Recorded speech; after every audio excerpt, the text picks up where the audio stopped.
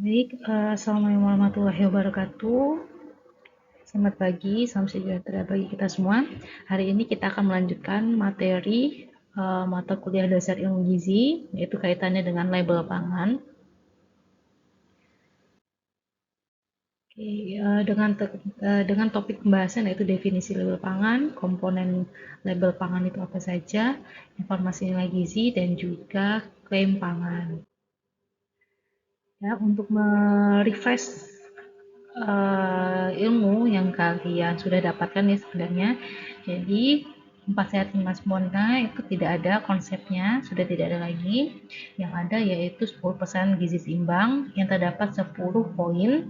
Dengan 10 poin ini harus kalian pahami, tidak hanya kalian hafal tetapi harus kalian pahami karena ini merupakan konsep dasar dari gizi itu sendiri ya. Nah, karena kaitannya hari ini kita akan membahas tentang label pangan, di mana salah satunya itu termasuk ke dalam 10 poin gizi seimbang, yaitu terdapat di poin ke-8, yaitu pernyataan biasakan baca label pada kemasan makanan. Nah, dengan adanya poin tentang label pangan ini, sehingga baik itu mahasiswa gizi, tenaga kesehatan, atau masyarakat umum sekalian harus dapat memahami bagaimana cara membaca label pada makanan ya atau minuman yang beredar di masyarakat gitu ya, sehingga masyarakat sendiri bisa memilih ya pangan baik itu makanan dan minuman yang memang lebih baik ya terhadap kesehatan. Kemudian adakah zat-zat gizi tertentu yang ada di dalam makanan itu, semuanya bisa diketahui jika kita dapat membaca label pangan. Nah, dalam undang-undang pangan ya, jadi kita harus pahami juga definisi pangan menurut Undang-Undang Pangan Nomor 18 Tahun 2012 yang intinya pangan itu tidak hanya bersumber dari hayati saja dan air gitu ya, tapi semua yang berasal dari sumber hayati, sumber perairan, peternakan, perkebunan, kehutanan, dan lain-lainnya, dan yang diolah maupun tidak diolah, yang dikhususkan atau diperuntukkan sebagai makanan atau minuman untuk dikonsumsi oleh manusia itu sendiri ya, termasuk nanti ada bahan tambahan pangan yang akan kalian pelajari di mata kuliah lainnya ya, kemudian bahan baku, bahan-bahan lainnya, mulai dari proses penyiapan, pengolahan, dan atau pembuatan makanan dan minuman itu sendiri. Kemudian di label pangan ya adalah setiap keterangan mengenai pangan yang berbentuk gambar, tulisan, kombinasi keduanya atau bentuk lain yang biasanya ditempelkan pada suatu kemasan pangan itu sendiri ya, yang ditempelkan sesuai dengan aturan pemerintah gitu ya. Nah, itu disebut dengan label pangan. Nah, kalau label pangan dari sisi konsumen ya, bagaimana? Jadi label itu sebenarnya menjadi sebuah media komunikasi juga antara produsen dan konsumen. Karena kan komunikasi antara produsen dan konsumen itu tidak langsung ya, lewat produk yang akan dikonsumsi oleh konsumen, sehingga di situ bisa ditulis ya, ditulis informasi-informasi dan label pangan. Ya, dan label ini juga sebenarnya merupakan hak ya, hak konsumen. Hak yaitu konsumen itu harus mengetahui bahan apa yang ditambahkan, komposisi yang seperti apa, apakah dapat memenuhi kebutuhan gitu ya. Kemudian apakah sudah izin edar dan lain-lain, sehingga informasi-informasi yang disebutkan tersebut memang harus diketahui oleh konsumen ya, sehingga label dari sisi konsumen itu harusnya hak ya, hak konsumen untuk bisa mengetahui informasi tersebut. Kemudian manfaat label untuk konsumen juga dapat memberikan informasi ya terhadap suatu produk dan juga edukasi. Kemudian mengevaluasi produk dan juga mengambil keputusan. Ya. Dan sebagai pelaku usaha itu merupakan tanggung jawabnya pelaku usaha ya untuk menyediakan informasi yang lengkap. Ya. Dan tanggung jawab konsumen seperti apa, yaitu membaca ya, memahami, membaca, mampu membaca informasi yang sudah tertera ya, sudah tertera di label kemasan itu ya, yang merupakan salah satu butir pedoman gizi seimbang yang memang harus dipahami betul ya oleh masyarakat. Nah, ini ya salah satu sisi label dari produsen, juga bisa menjadi strategi pemasaran ya, nilai tambah produk. Nah, terkadang informasi-informasi yang ada di pangan kemasan juga terkadang menyesatkan. Nah, sehingga muncullah tagline ya, ayo jadi konsumen yang cerdas atau koncer gitu ya, konsumen cerdas.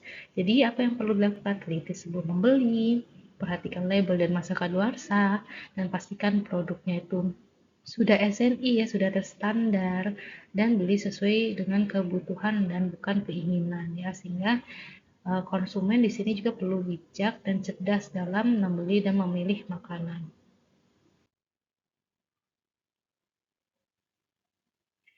Kalau menurut BPOM sendiri ya, jadi kalau kaitannya dengan label pangan, keamanan pangan, badan yang menaungi di pusat yaitu namanya BPOM ya, Badan Pengawasan Obat dan juga Makanan Republik Indonesia. Nah, di situ kalau kalian lihat webnya, banyak sekali peraturan-peraturan yang diterbitkan ya kaitannya dengan label pangan, iklan pangan. Nah, nanti bisa dibaca lebih lanjut ya untuk peraturan-peraturannya.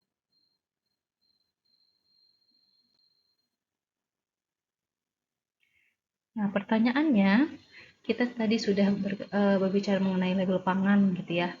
Nah, apa saja sih yang ada di label pangan?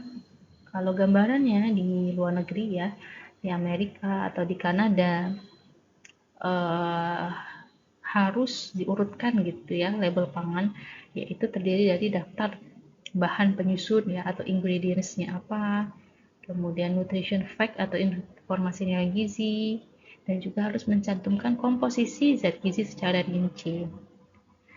Nah, bagaimana di Indonesia? Ya, apa saja yang harus dicantumkan di dalam label pangan?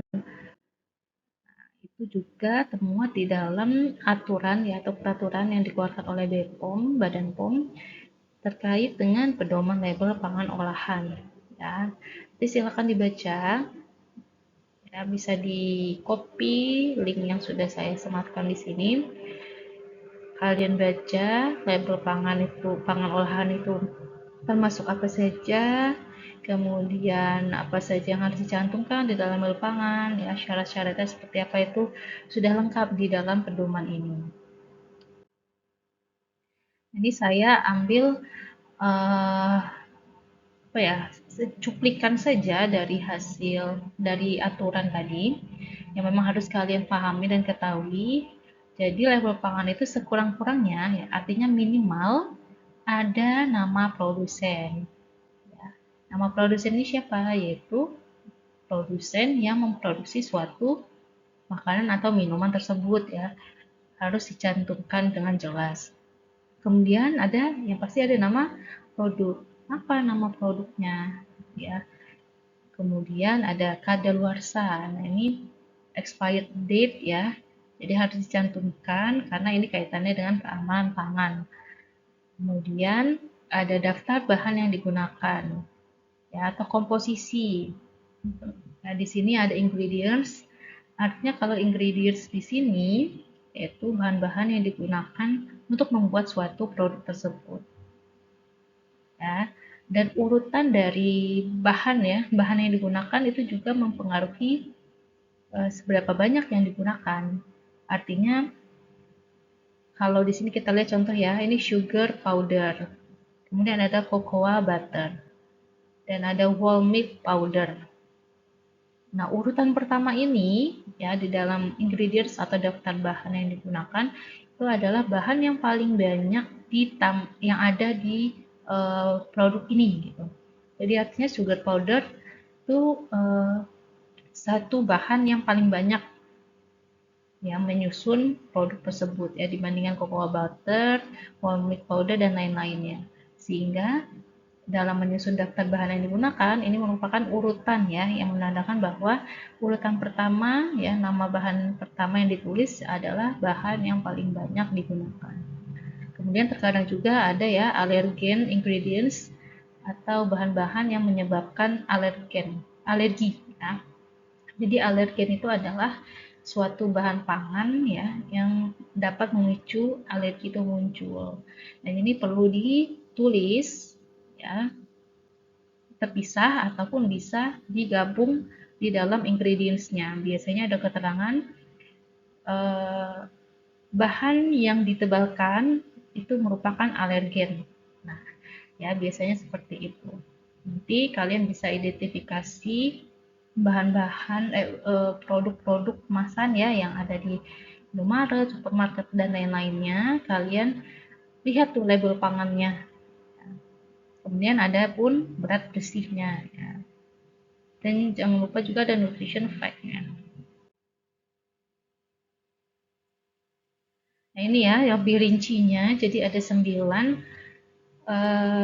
label pangan olahan ya, mulai dari nama produk, kemudian halal juga ya kalau memang didaftarkan, kemudian tanggal produksi, nomor izin edar dan asal usul bahan pangan tertentu.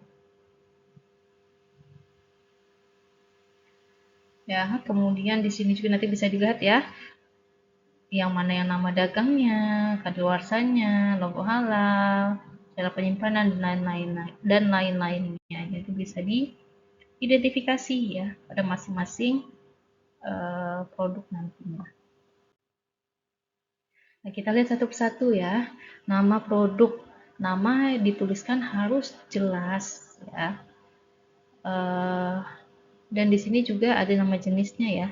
Apa jenis makanannya? Apakah makanan ringan atau minuman energi dan lain-lain, itu harus ditulis jelas juga. Kemudian ada nama dagang ya, dapat berupa gambar, kata, huruf, angka dan lain-lainnya yang memang wajib juga ditambahkan.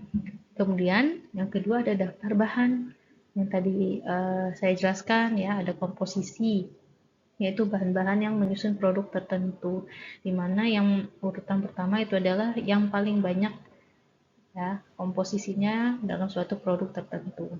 Nah, bahan-bahan ini juga tidak hanya menambahkan bahan-bahan utama saja, tetapi semua bahan yang ditambahkan, misalkan BTP ya, bahan tambahan pangan, misalkan ada natrium benzoat, ada pewarna, ada perasa ya, kemudian ada tambahan vitamin, itu semuanya ditulis di dalam komposisi ini.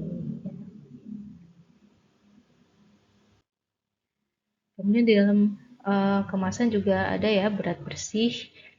Jadi kalau di dalam aturan tadi ya, pangan olahan padat, olahan cair, olahan semi padat itu akan berbeda ya satuannya, tergantung dari jenis bahan pangannya. Kemudian pastinya ada nama dan alamat ya, alamat produsen atau pengimpor. Kemudian kelima ya, ada halal yang dipersyaratkan. Kalau misalkan ada logo halal, berarti insya Allah dia produknya akan baik ya, halal gitu, sudah baik dan secara Islam gitu ya, bisa dikonsumsi oleh Muslim. Kemudian tanggal dan kode produksi ya harus tercantum juga untuk mengetahui dan memonitor gitu ya, memantau apakah pangan ini masih aman ya, kualitasnya masih baik, seperti itu. Baik ya, kemudian yang ketujuh ada keterangan kadaluarsa. Ini juga sangat penting, tadi terkait dengan keamanan pangan yang harus dicantumkan ya. Jadi ketika kita ingin membeli suatu makanan, salah satu komponen yang harus kita lihat juga keterangan kadaluarsa ya. Kemudian ada nomor izin edar. Nah, ini yang menggambarkan juga keamanan ya, keamanan pangan yang harus lolos dulu nih dari BPOM. Kemudian asal usul bahan pangan tertentu. Ya, ini banyak di makanan-makanan yang memang mengandung B2 gitu ya, mengandung BMG. Jadi pasti ada keterangannya sehingga kita para kaum muslim ya juga bisa aware atau bisa mawas diri ya terhadap produk itu. Nah, ini juga ada istilah namanya front of pack. Apa itu front of pack ya? Front itu depan, pack itu kemasan. Jadi suatu informasi yang ada di dalam kemasan yang posisinya ada di depan.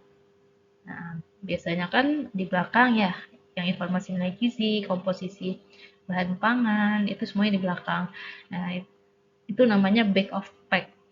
Nah, kalau ini front of pack, jadi informasi-informasi yang ada di depan kemasan gitu ya. Nah, biasanya yang dicantumkan ya yaitu kalau kita lihat dari sisi gizinya ya, yaitu zat-zat gizi yang kaitannya dengan PTM atau penyakit tidak menular. Nah, ini ya, seperti kandungan gula, kandungan garam, dan lemak. Nah, biasanya gula, garam, lemak ini juga kita singkat sebagai GGL. Ya, jadi nanti kalian perhatikan juga produk makanan yang nanti akan kalian lihat gitu ya di supermarket, adakah namanya front of pack atau FOP gitu ya. Nanti kita lihat contohnya ya. Nah, ini contohnya untuk front of pack atau FOP, ada yang bentuknya seperti traffic lights, lampu merah gitu ya, ada warna merah, hijau, kuning. Nah, yang dicantumkan yaitu zat-zat gizi yang memang kaitannya dengan penyakit tidak menular. Nah, penyakit tidak menular itu seperti apa? Contohnya, misalkan stroke, hipertensi, diabetes, ya, jantung. Nah, zat-zat gizi tertentu kan kaitannya dengan penyakit-penyakit tersebut gitu ya. Jadi yang ditampilkan yaitu berapa sih energinya ya, kemudian lemaknya, saturated sini lemak jenuhnya, ya, gula, garam, ya itu semuanya dicantumkan karena kaitannya dengan penyakit tidak menular. Nah, warna ini ya kan beda-beda ya warnanya. Warna ini juga menunjukkan tingkat resiko apa tingkat kandungan ya, kandungan zat gizi yang tinggi gitu atau rendah atau sedang ya. Ketika fat ini diberi warna orange, kuning ya, artinya kandungan lemaknya itu sedang gitu ya. Kemudian ini saturated, lemak jenuh, diberi warna merah ya, berarti high ya, kandungannya tinggi sih. Sedangkan kalau sugar ya, sugar itu gula, dia low berarti dia masuk rendah. Nah, ini contoh-contoh jajanan ya, jajanan yang ada di Indonesia saya capture gitu ya untuk menunjukkan contoh FOP tadi, front of pack ya. Dan ada dua jenis ya, ada yang traffic lights dan ada yang biasa biasa saja ya. Yang biasa saja ini ada keterangannya di bawah nih warna merah. Apakah dia tinggi, sedang atau rendah. Nah, sekarang ada satu tambahan logo lagi ya, kalau kalian mungkin perhatikan, ada logo centang seperti ini, artinya pilihan yang lebih sehat. Artinya apa nih pilihan yang lebih sehat? Berarti suatu produk tersebut lebih sehat ya dibandingkan dengan produk lainnya. Ya. Lebih sehat dilihat dari sisi apa? Oh, dilihat dari sisi berapa banyak gulanya, berapa banyak garamnya, ya, berapa banyak lemaknya, atau tadi GGL, ya. Nah, sekarang logo ini masih terbatas ya. Jadi hanya di minuman siap konsumsi, pasta, dan juga mie instan. Nah, ini contohnya. Dan pilihan lebih sehat ini artinya ya tadi ya dibandingkan dengan produk sejenisnya memang lebih sehat apabila dikonsumsi dalam jumlah yang wajar ya. Nah, ini contohnya ya super mie ya. Mungkin dibandingkan dengan mie yang lain tidak ada logo centangnya. Super mie Nutrimie ini ada logo centangnya, artinya pilihan yang lebih sehat dibandingkan mie yang lain. Kemudian ada juga susu ya, susu steril Indomilk ada logo centangnya, artinya logo pilihan lebih sehat. Ya, kemudian di sini juga ada istilah ya di dalam label pangan, yaitu informasi nilai gizi. Ya, inilah ranahnya gizi ya, nutrition facts bahasa Inggrisnya. Jadi pada label pangan ini memuat informasi gizi yang diperlukan ya. Yang terlihat juga di pangan kemasan biasanya berada di belakang kemasan ya, yang bentuknya kotak. Kemudian ada juga di sini klaim kesehatan ya. Pencantuman pernyataan tentang manfaat pangan bagi kesehatan dalam label hanya dapat dilakukan apabila didukung oleh fakta ilmiah. Ya, jadi nanti ada klaim kesehatan yang kaitannya dengan kesehatan. Nanti kita lihat ya. Kemudian ada juga klaim gizi. Nah, informasi nilai gizi dulu ya. Jadi di Indonesia itu wajib mencantumkan informasi bukan wajibkan ya, sukarela informasi nilai gizinya ya. Namun ketika ditambahkan informasi nilai gizinya, maka harus atau wajib mencantumkan ya adanya pernyataan bahwa pangan mengandung vitamin, mineral atau zat gizi lainnya yang ditambahkan. Ya. Kemudian dipersyaratkan berdasarkan perundang-undangan ya. Jadi kalau misalkan suatu bahan pangan itu ada tambahan vitamin, mineral ya yang namanya fortifikasi, itu harus dicantumkan juga. Ketika kita ingin mengetahui informasi gizi, kita juga harus tahu acuan label gizi. Ya, kalau kalian sebelumnya sudah mendengar angka kecukupan gizi, ya, kalau yang ini acuan label gizi. Keduanya hampir mirip, ya. Tapi kalau acuan label gizi ini diperuntukkan untuk produk pangan gitu ya. Nah, kalau angka kecukupan gizi itu diperuntukkan untuk manusia. Jadi seberapa banyak sih kebutuhan manusia untuk mencukupi zat gizi seharinya. Nah, kalau acuan label gizi ini kaitannya dengan produk pangan ya. Jadi ada lima kelompok acuan label gizi untuk yang umum, untuk bayi 0-6 bulan, 2-5 tahun, ibu menyusui dan juga ibu hamil ya.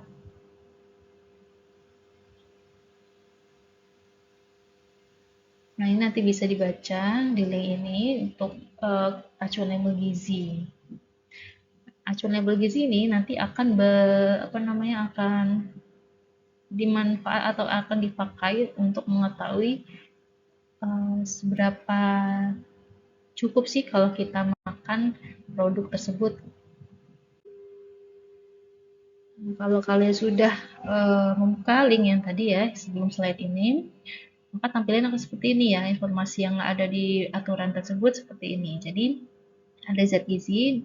Ya, nah, ini zat gizi ini tidak hanya sampai 13 saja ya, sampai vitamin K, tapi ada banyak lagi di bawahnya.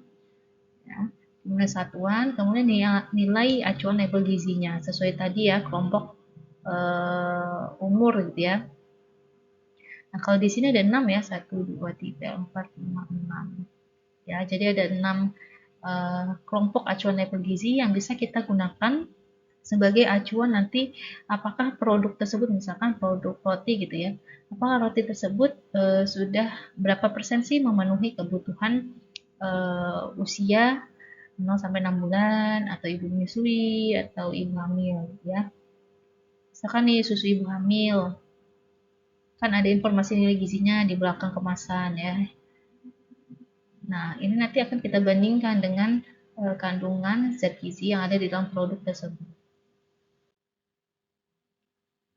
Nah, kita loncat ya, kita lompat ke informasi nilai gizi.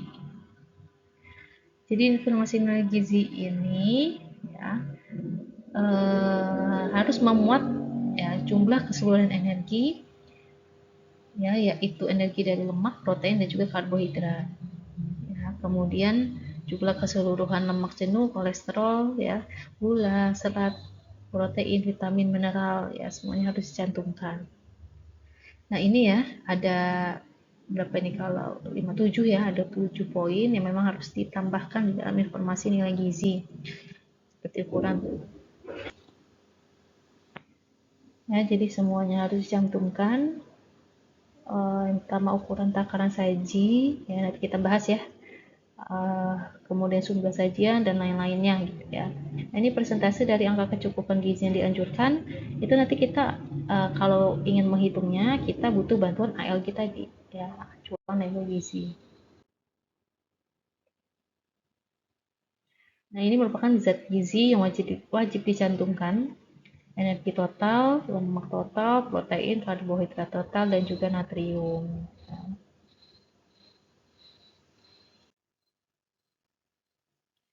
Nah, ini tampilan informasi nilai gizi yang biasanya memang ada di belakang kemasan. Ya, ada takaran saji dan jumlah takaran saji per kemasan. Ya.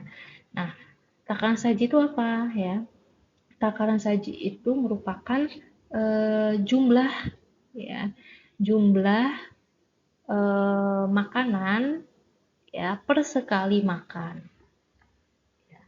Jadi misalkan di dalam suatu pangan ini ya ada 100 gram apa ya misalkan Oreo gitulah ya. 100 gram Oreo ya. Dianjurkannya di dalam informasi nilai gizi ternyata sekali makan itu hanya 35 gram dari 100 tadi.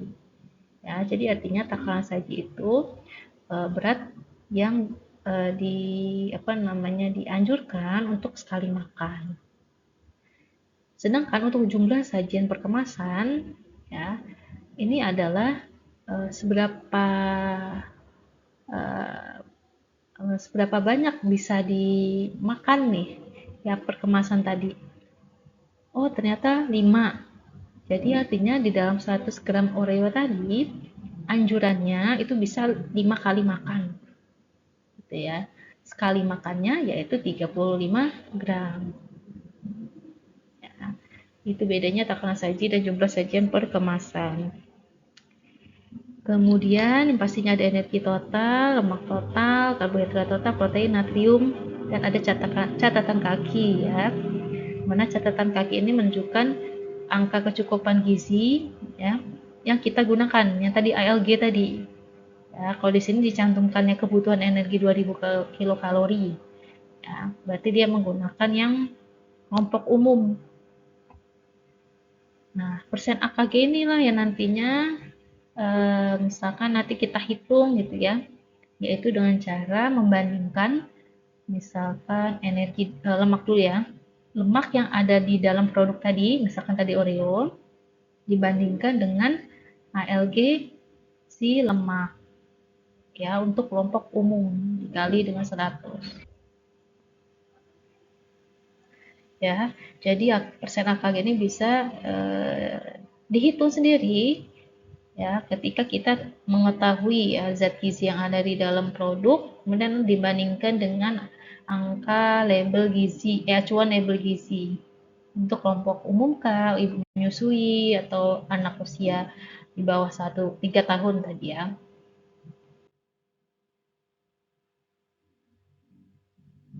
Nah, perlu diketahui juga informasi nilai gizi yang ada di sini yang saya lingkari ini yaitu informasi untuk satu kali takaran saji ya. Untuk bukan untuk satu kali takaran saji, untuk takaran saji. Jadi contohnya di sini kan takaran sajinya 2 bar itu 60 gram ya, berarti lemak, protein, karbohidrat, energi, natrium, kalium yang dicantumkan di dalam sini yaitu untuk 2 bar tadi atau 60 gram. Ya. Jadi yang dicantumkan yaitu per takaran saji, bukan keseluruhannya. Misalkan beratnya 120 misalkan ya. Nah, yang dicantumkan nilai gizinya itu bukan untuk 120 gram makanan, tetapi sesuai dengan takaran saji. Nah, ini ya, tahu ya bedanya ya takaran saji dengan jumlah sajian perkemasan.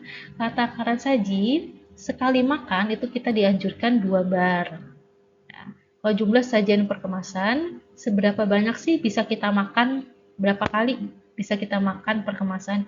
Oh, dianjurkannya 2 kali. Itu ya.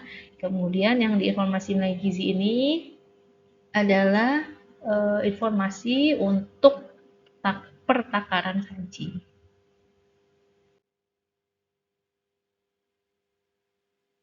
Nah, kemudian yang terakhir ya, ada tentang klaim. Di sini ada klaim gizi, klaim kesehatan, ada klaim lainnya. Nah, kalau klaim gizi, contohnya ya, dia akan mencantumkan zat gizi pada daftar bahan ya, kemudian kandungan zat gizi yang merupakan bagian wajib dalam bahan pangan itu akan disebutkan ya.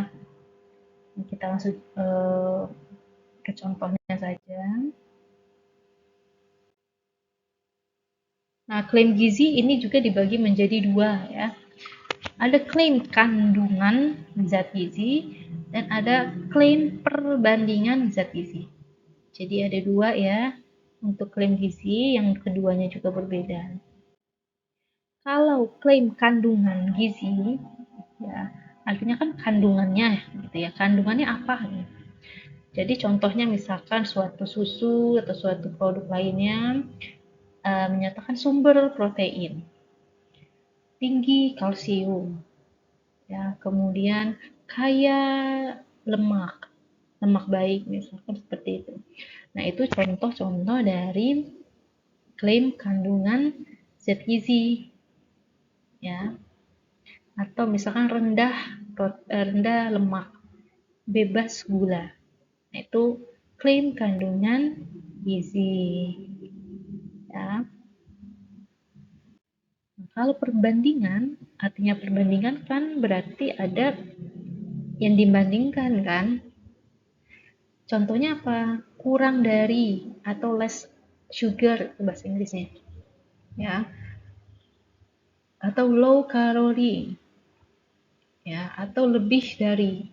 Nah, kalau lebih dari sedikit, lebih sedikit ya, kurang dari itu pasti dia klaim perbandingan zat gizi.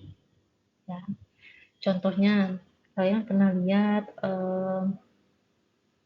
teh pucuk harum itu kan ada 2 produk, ada yang less sugar, ada yang biasa saja. Ya, yang pertama muncul kan yang biasa aja ya, yang biasa saja yang warna merah. Nah, kemudian muncul lagi nih yang warna abu-abu kalau tidak salah kemasannya ya. Nah, itu mengklaim bahwa dia itu less sugar. Artinya apa? Less sugar artinya lebih rendah gulanya dibandingkan produk sebelumnya. Gitu ya. Nah, untuk menyatakan bahwa dia itu less sugar atau lebih dari ya, itu juga ada syaratnya. Ya. Jadi sekurang-kurangnya 10% lebih tinggi atau lebih rendah untuk zat gizi mikro, dan untuk zat gizi energi dan zat gizi lainnya itu lebih tinggi atau lebih rendah 25%. Ya. Nah, ini ada persyaratannya. Ketika kita ingin mengklaim rendah energi, ya, persyaratan ini harus terpenuhi. Ya. Kemudian ketika kita ingin mengklaim bebas lemak, rendah lemak, juga persyaratannya harus terpenuhi, baik itu di dalam bentuk padat ataupun bentuk cair ya. Jadi harus terpenuhi. Begitupun juga dengan gula ya. Jadi artinya kalau ada yang produk yang menuliskan bebas gula ya, bebas gula, sugar free, free sugar ya, ternyata masih ada gulanya walaupun sangat sedikit ya. Biasanya kan kalau minuman satu botol itu 200 lah ya, 200 sampai 250 ml kalau bentuk cair ya.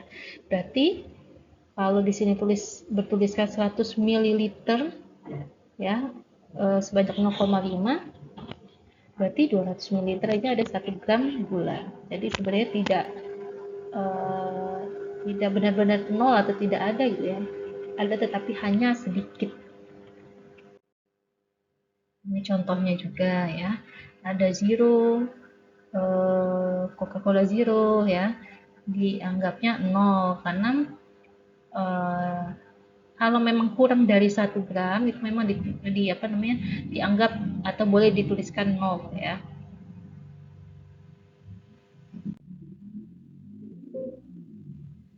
kalau klaim kandungan zat gizi, ya tadi contohnya sumber tinggi, ya, itu ada syaratnya juga.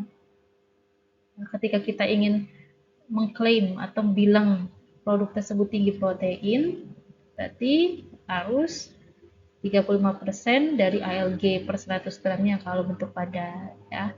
Begitupun juga dengan zat gizi lainnya.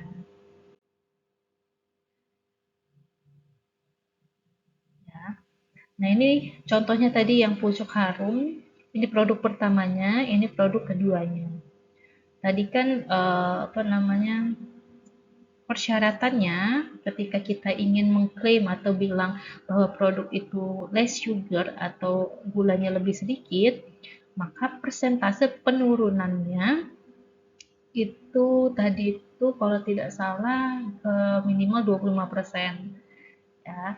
Jadi bisa kita hitung sendiri kandungan gula yang ada di produk awal dikurang dengan produk barunya dibagi dengan 18 gram gula, ya, dari produk awalnya kali 100 sehingga menghasilkan 33,3%. Ya, berarti produk itu sudah memenuhi persyaratan less sugar karena minimal penurunannya harus 25%.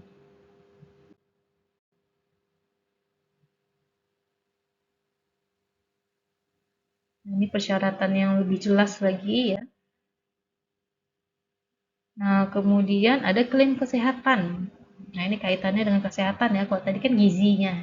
Kalau ini kesehatan, baik itu fungsinya, kemudian dilihat dari penurunan risiko penyakit. Kalau klaim fungsi zat gizi, ya, ingat fungsi zat gizi. Ya, berarti dia kaitannya dengan apa sih peran dari zat gizi tersebut terhadap kesehatan. Contohnya kalsium. Kalsium kan zat gizi. Diperlukan dalam perkembangan tulang dan gigi. Ini kan perkembangan tulang dan gigi itu merupakan fungsinya, ya. Sehingga ini merupakan klaim dari fungsi zat gizi. Nah, kemudian kalau fungsi non zat gizi, zat non gizi, kan kalian sudah tahu, ya, sudah belajar bahwa zat gizi itu hanya ada protein, lemak, karbohidrat, vitamin, mineral, ya. Berarti yang fungsi zat non gizi itu yang di luar yang tadi saya sebutkan seperti serat, gitu, ya. Nah, sehingga di sini bisa dibilang serat pangan yaitu zat non gizinya dapat berkontribusi untuk pemeliharaan kesehatan saluran pencernaan yang merupakan fungsinya, sehingga bisa diklaim sebagai fungsi zat non-gizi. Kemudian klaim penurunan resiko penyakit, ya, namanya juga resiko penyakit penurunan, ya. Artinya ada pernyataan bahwa asam folat, ya, atau diet seimbang dengan asupan cukup asam folat dapat mengurangi resiko cacat tabur saraf pada bayi. Kata kuncinya dapat mengurangi. Nah, itu kalau sudah ada kata-kata tersebut berarti termasuk klaim penurunan resiko penyakit, ya. Nah, ini terakhir ada klaim indeks glikemik, ya, yang biasanya lebih banyak di produk-produk yang berkebutuhan khusus untuk penyandang diabetes. Karena ini kaitannya dengan gula, ya. Nah, ini contoh dari klaim dalam label pangan, ya. Yang pertama nih, berkalsium tinggi. Nah, nanti kalian coba nih apa namanya, identifikasi kira-kira masuk klaim apa. Oh, klaim zat gizi, ya, karena tidak ada perbandingannya di sini. Jadi itu masuk klaim zat gizi. Tinggi kalsium, rendah kalsium, sumber kalsium, gitu, ya. Nah, kemudian di sini juga ada high kalsium, ya, sama, ya, klaim zat gizi juga. Kemudian yang beda apa, ya? Yang beda, nah ini nih, Vita Digest, ya, nutrisi seimbang tinggi kalsium. Nah, tinggi kalsium ini masuk ke klaim zat gizi, ya. Bebas kolesterol juga sama, klaim zat gizi.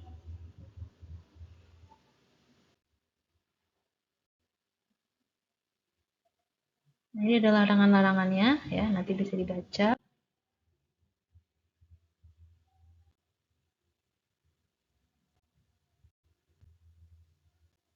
Nanti yang lainnya juga bisa dibaca ya.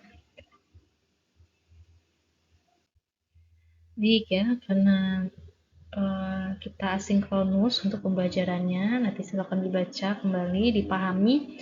Yang intinya kalian harus tahu apa saja komponen label pangan ya.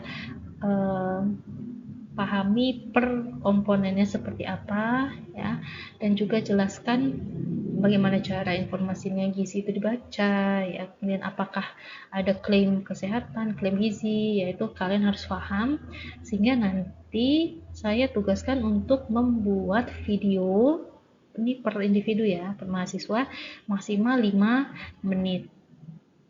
Nah, dibuat saja seperti video-video Gen Z gitu ya, misalkan kalian lagi jalan ke supermarket kemudian menemukan beberapa produk, nah itu kalian jelaskan gitu ya bagaimana cara membacanya dan apa saja nih yang ada di produk tersebut, kalian tunjukkan, oh ini misalnya nama produk, nama produknya, ada nama produsennya, ada tanggal kadaluarsanya, ada logo halal dan lain-lainnya. Kemudian jelaskan juga bagaimana cara membaca informasi nilai gizi tersebut ya sebagai bahan edukasi nih. Ya, video kali ini sebagai bahan edukasi ke masyarakat luas. Dan juga jangan lupa identifikasi klaim yang ada di situ. Apakah klaim gizi ya, kandungan zat gizi atau perbandingan zat gizi, ataupun klaim fungsi kesehatan, baik fungsi zat gizi, non gizi atau penurunan resiko penyakit. Ya.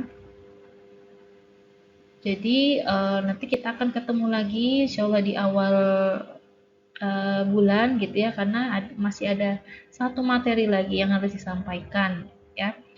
Nah, semoga materi yang disampaikan bisa dipahami dengan baik. Apabila ada pertanyaan bisa bertanya melalui WA gitu ya, atau nanti bisa ditanyakan pada saat kita bertemu lagi lewat Zoom ya untuk perkuliahan selanjutnya. Baik, terima kasih. Nanti videonya juga